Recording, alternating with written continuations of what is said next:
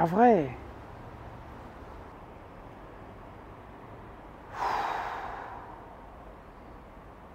Et voilà, une de plus. Décidément, je vais croire que je suis maudit. Je ne cassais pas de canne jusqu'à récemment. Et là, j'en ai cassé plusieurs en l'espace de peu de temps. Donc évidemment, la question se pose, pourquoi est-ce que je suis devenu encore plus maladroit que d'habitude? Si vous regardez les vidéos, vous savez que je ne suis pas le plus adroit des pêcheurs, mais quand même, je m'en sors en général pas trop mal au bord de l'eau. Et là, bing, une nouvelle casse, cette fois avec la Cuying Teton en 2,10 grammes, qui est une canne que je vous ai présentée et pour laquelle j'avais dit qu'un des points négatifs, entre guillemets, c'était peut-être sa fragilité. Eh bien, ça s'est confirmé dans cette vidéo que vous voyez. Qu'est-ce qui s'est passé? Parce que vraiment, je me suis posé la question, je dis, c'est pas normal qu'elle ait cassé comme ça, cette canne. Alors, vous l'aviez vu sur la vidéo que j'ai faite où on voit le Schwen. Alors, on ne voit pas trop sur la vidéo à quel point le sion est courbé, mais ça se passe sans aucun problème. J'ai pris une très jolie perche, je ne l'ai pas filmée, sur les bords de Seine encore, et j'ai pris un risque. Je l'ai droppé depuis 2 mètres de haut, pareil, aucun souci, je l'ai juste posé sur l'herbe à côté. La canne était très fortement inclinée, mais aucun problème. En action de pêche, je savais que, et puis l'expérience et tous les retours des gens qui ont cette canne, y compris sur cette chaîne, montrent que la canne n'est pas fragile en action de pêche, c'est-à-dire dans une utilisation normale. Il faut croire que là, ce n'était pas une utilisation normale, mais comme vous voyez, effectivement, elle est accrochée sur la branche, je tire, mais je ne tire pas comme un sauvage. En fait, j'ai éprouvé sur le moment le même sentiment de frustration que j'avais eu quand j'ai cassé la Shimano Sustain Spin, qui était une canne qui valait 3 fois plus cher que celle-là. C'est pareil, je tire sur la branche, elle se casse, et le sion se casse, pardon, alors que ce n'est pas une grande traction, enfin en tout cas c'est des tractions qu'on fait tous communément lorsque l'on se prend sur une branche en espérant pouvoir sortir le leurre, et puis si on n'y parvient pas, évidemment à ce moment-là il faut laisser tomber et puis tirer directement sur le fil. Là, je suis au bord de l'eau, si vous regardez bien, la traction est assez faible, et pourtant le sion casse, voilà, comme du verre, à ce niveau-là. Ce sont des cannes qui sont fragiles, comment pourrait-il en être autrement, hein? Encore une fois, ça fait moins de 2 mm d'épaisseur. D'accord, c'est ce qui confère cette sensibilité exceptionnelle à la canne, et notamment sur la 2,10 grammes, c'est absolument fabuleux. Mais en revanche, voilà, c'est très très fragile, l'intérieur est creux, évidemment. J'ai regardé la vidéo une trentaine de fois, je l'ai montré à des amis pour essayer de comprendre ce qui s'était passé. Et ce qui s'est passé, on est à peu près tous d'accord là-dessus. Ce que j'ai tiré pour décrocher le leurre est venu percuter la tête de la canne, le sion. Quelles étaient les chances pour que la tête plombée revienne exactement dans la direction du sion et le tape en plein milieu? C'était assez négligeable, mais ça peut arriver, ça m'est arrivé, la preuve. Donc je me suis lancé sur une procédure de réparation. Donc j'ai regardé pas mal de vidéos sur internet, il y a plein de vidéos pour essayer de réparer les cannes. Alors en revanche, on montre peu de réparation sur des cannes de ce type-là avec des sions extrêmement fins parce que évidemment c'est très délicat et que ça me paraît difficile d'obtenir une réparation qui rende la canne aussi performante qu'elle ne l'était avant la casse. On va quand même le faire, je vais vous montrer comment je fais, on va le faire ensemble. Et ensuite, la deuxième partie, ça consistera à aller voir au bord de l'eau comment elle se comporte. Alors concrètement, qu'est-ce qui va se passer? J'ai bien les deux parties du sion ici, il n'en manque pas, hein, ça s'est cassé comme du verre. Voilà, les deux parties se rejoignent totalement. Voilà, on ne voit pas ici, mais c'est le cas. Donc je vais prendre une aiguille ici. En fait, j'ai pris pas mal d'aiguilles que j'avais à disposition. Celle-ci a un chat, comme vous pouvez le constater à l'extrémité. Et ça tombe bien parce que l'extrémité, le chat, quand je le rentre ici, étant donné que le sion va en diminuant vers l'extrémité, il se met en butée ici. Donc il va être bien calé ici. Et je vais rentrer l'autre extrémité de ce côté-là. Au préalable, ce que j'aurais fait, c'est que j'aurais enduit l'épingle de cyanolite de manière à obtenir voilà, une soudure ici et une soudure également au niveau du raccord. Ensuite, ce que je vais faire, c'est que je vais prendre du fil ici, en l'occurrence c'est de la tresse, hein, que je vais enrouler autour du raccord que j'ai fait. Donc d'environ 1 cm, 1 cm et demi de part et d'autre de la soudure que j'aurais faite. Donc ça va aller de ce côté-là et de ce côté-là. Ici, il faut que je fasse attention de ne pas faire de trop épaisseur, parce qu'il ne faut surtout pas que le fil soit épais au point qu'il viendrait perturber le passage du fil dans l'anneau. Une fois que ce sera fait, je vais passer de la cyanolite sur le fil, badigeonné, de manière à parfaire la solidité du fil avec le sion. Voilà, j'espère que j'ai été clair dans les explications. Et puis maintenant, on n'a plus qu'à se lancer. C'est parti.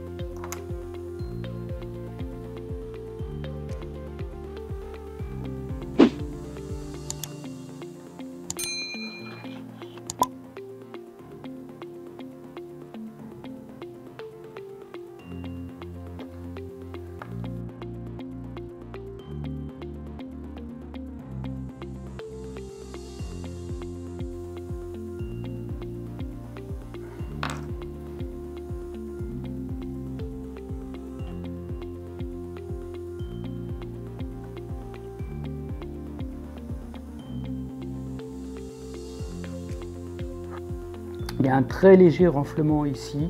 C'est au moment de la casse qu'il y a dû y avoir une petite altération du carbone, ce qui fait qu'il est un petit peu ouvert, un petit peu évasé des deux côtés. C'est pas très grave ça, parce que justement au contraire ça va même permettre une meilleure accroche des deux pièces.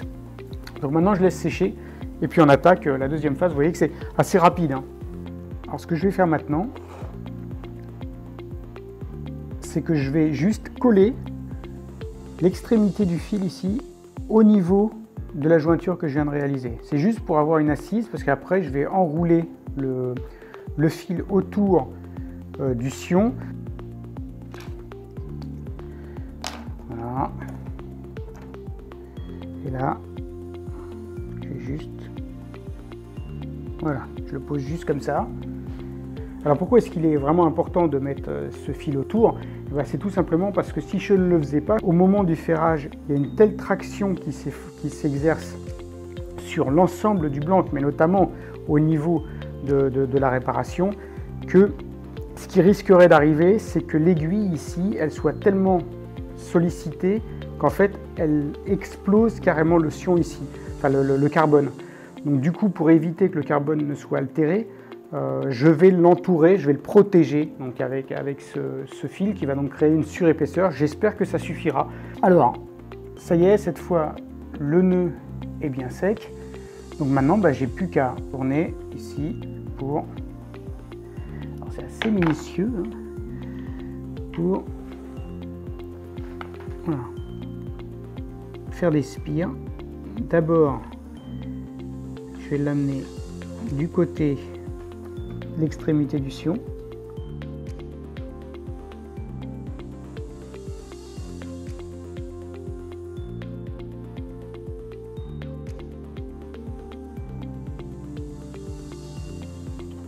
Je vais continuer encore quelques tours.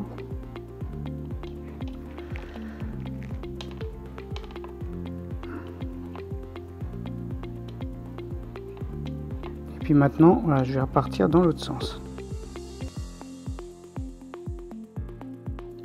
Pas se presser, hein. Ça se fait bien.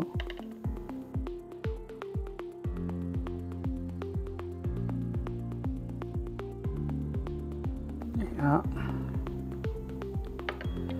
je repars à nouveau.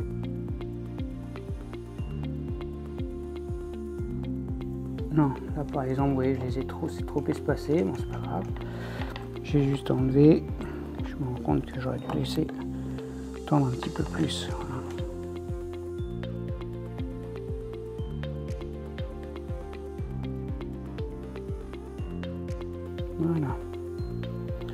là, je pense qu'on est bon.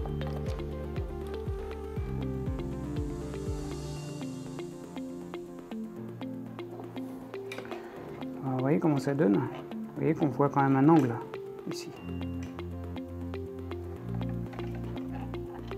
Mais en revanche, si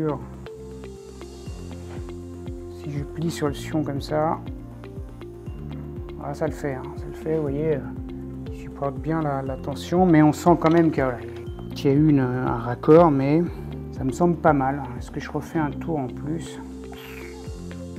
Allez, vous savez quoi, je vais refaire un petit tour.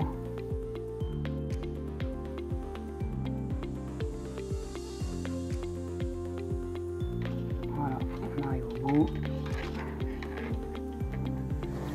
Voilà. Et là,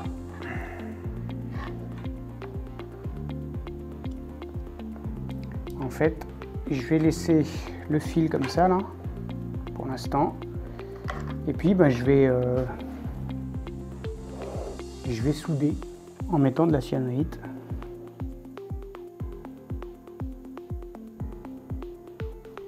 Voilà. J'hésite pas, hein, par contre. Hein. Voilà.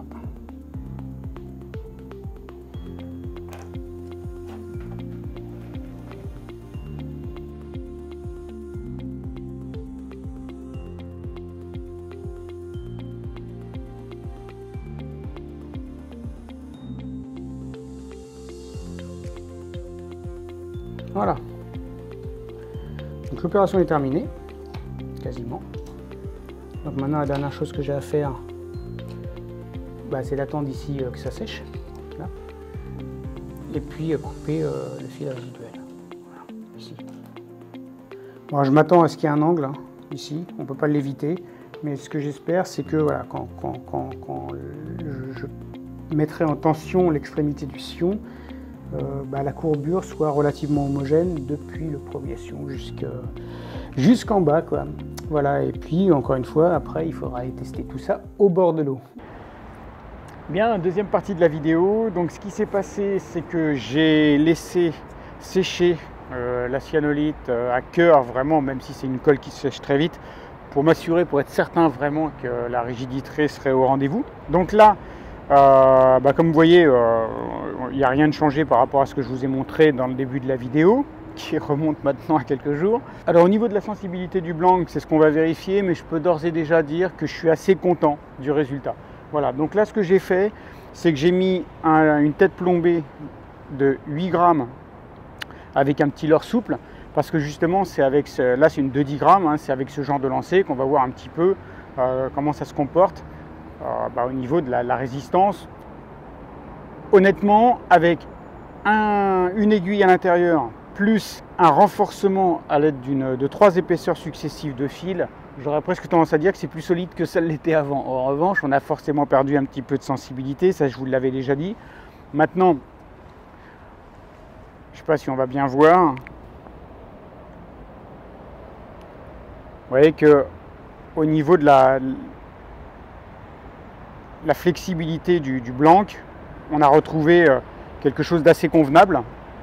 Je vais essayer de vous le montrer ici. Vous voyez qu'on retrouve voilà, cette courbure sans, enfin, il n'y a pas de sensation de fragilité quoi que ce soit, hein, évidemment, et il n'y a pas de souci non plus au niveau de la solidité. Là, je peux vous dire que je ne veux pas non plus l'arracher, mais je tire quand même très très fort. Non, il n'y a aucun problème de voilà. Je suis assez content de la réparation. J'espère que ça pourra aider certains d'entre vous. Le défi, en fait, là, c'était de s'attaquer à un sion d'aussi faible diamètre. Visiblement, on retrouve, si ce n'est les sensations qu'on avait avant la casse, au moins des sensations supérieures à celles qu'on aurait eues en laissant le blanc cassé. Voilà. Donc là, je vais faire quelques lancers maintenant. Et on voit bien au niveau du fouetté qu'on retrouve vraiment une bonne fluidité, donc ça c'est vraiment sympa. Au niveau de la sensibilité, bon voilà, il n'y a aucun problème, hein, je sens parfaitement le leurre. Vous allez me dire oui mais la tête plombée fait 8 grammes, oui mais quand même.